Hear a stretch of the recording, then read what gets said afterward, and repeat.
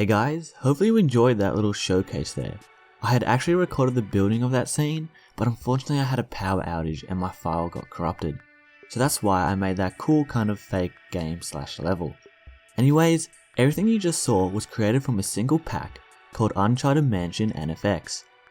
The creators of this pack reached out to me and kindly gifted it for me to try out. And I must say that I generally really enjoy this pack and I can see myself using it in future interior scenes. In my opinion, it is perfect for a horror setting. Unfortunately, Uncharted Mansion and FX is not free and actually costs $18.99 US and €16.96 Euro. However, if you're still interested, stick around, because I'm going to go through everything this large pack has to offer, and you can determine if it is right for you. The pack can be broken into two categories: mansion assets, i.e. the models, and shaders, such as that cool effect seen at the end of my scene. For the mansion assets, you get a diverse range of modular interior and exterior assets, broken into the categories of floors and ceilings, walls, borders, beams, edges, and finally patios. The geometry quality of these models is well done, with the texture quality utilizing 2K resolution texture atlases. Normal, metallic, height, occlusion, and detail maps are also present on most of the materials. On the prefabs, colliders are well optimized, utilizing more performant options such as box colliders, rather than less performant options such as mesh colliders. The only downside is that these models do not come with a LOD system, which isn't as big of an issue in interior environments compared to open exterior environments because of techniques like occlusion culling. However, it would still be useful for getting a few extra frames in performance. Moving away from the modular system, the pack also comes with a ton of prop assets, perfect for a range of scenarios. These props are broken into the categories of furniture, lamps and lights, paintings, and small objects. The model quality and texture quality are the same as before, and yet again, unfortunately no LOD system. The furniture category contains 114 unique models that are very diverse, from chairs and tables to pianos and bathroom sinks, even shampoo bottles.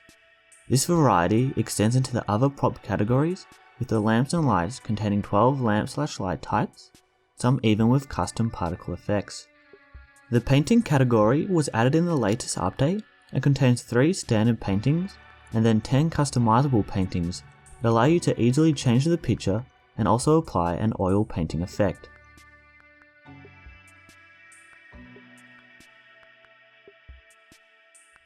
Finally, the small objects category contains 49 miscellaneous objects, ranging from books, containers, to even decorative elephants, which is always a nice touch to add some extra detail and character to an environment. That does it for the mansion assets. Let's now have a look at the shaders that come with the pack. The shaders are broken into the categories of dissolve, shield, and miscellaneous. The dissolve category contains a total of 21 shaders that are ideal for transitioning objects in and out.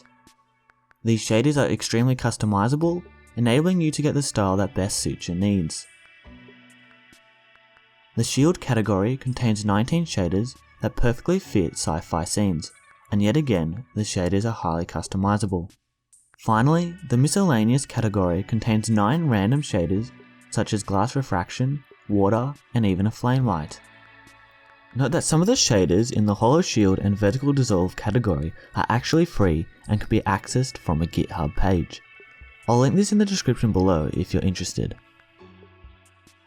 So that does it for the contents of the pack. However, I want to quickly go over some extra things that I discovered while using the assets that I think is useful to know.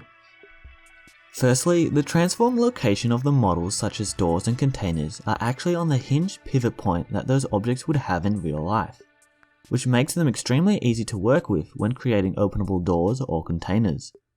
But remember, you need to switch to the pivot handle position instead of the default center.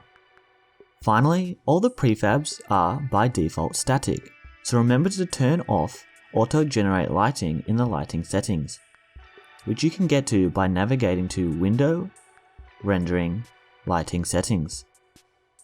This will ensure that Unity is not baking light maps and slowing down your editor when you are constructing your scene. So, that is all for now. Hope you guys enjoyed the video. I've linked that asset pack in the description below if you're interested. With that being said, I'll see you in the next one.